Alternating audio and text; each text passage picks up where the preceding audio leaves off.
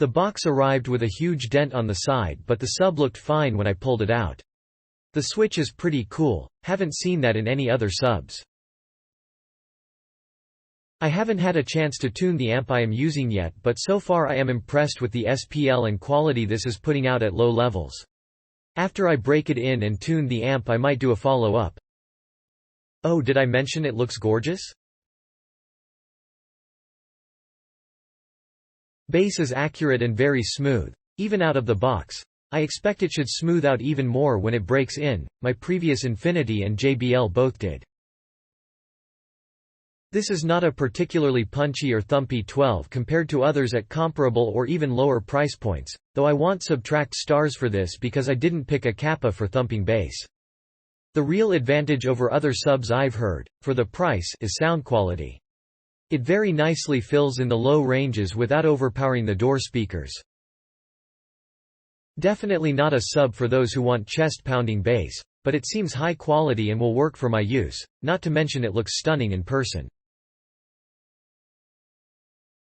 It definitely needs a good bit of power going to it, so be mindful of this when pairing with an amp. The selectable impedance is a nice feature if you decide you need more power, a second sub, both of which I may consider soon. Using this with a ported box setup and this driver sounds really nice. Pros. Screws are also hidden by the surrounding cover, which is a plus, and I like how the magnet isn't exposed, so if you're planning to use a plastic enclosure this will make your setup look really clean. I have yet to cause clipping.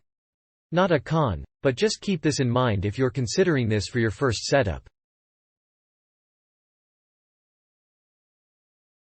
Have not powered it yet, got the first one of 2 in the mail. Pulled it out of the box and it just looks and feels like a $300 subwoofer. I cannot believe I got this thing for $100, and if it performs close to my original Infinity Kappa Perfect 12. 1 subs I will very impressed.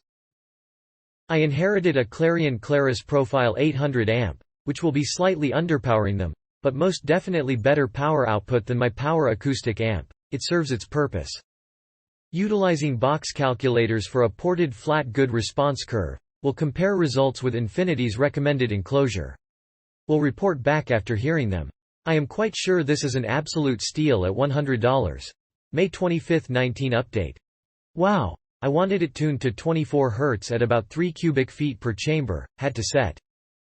I made the box utilizing the spec sheet and WinISD program, had to estimate driver displacement as I can't find that particular spec. First try fired them up. They get low, in this box have a fairly flat bass response, and wow do they sound good on the last one of Kappa K1000 amp that I snagged for $1. I need an alternator, have to bring RPM up to 1200 on stock 98K1500 alt, not sure the amp output. But yay, they hit all the notes very nicely in this setup and haven't smelled any coil burn off of the true 1000 plus RMS I've fed M with this equally exquisite amp. Seriously? $100? You're out of your mind not to at least buy 1 or 2 for storage at least. These will make fantastic home theater sound. Get them just in case at this price. Update, I liked it so much, I bought another one. 2 12s in a 1.2 cubic inch per sub sealed enclosure takes up a lot less space than my 1 12 inches ABXFL in a large ported box. Click link in description for update price.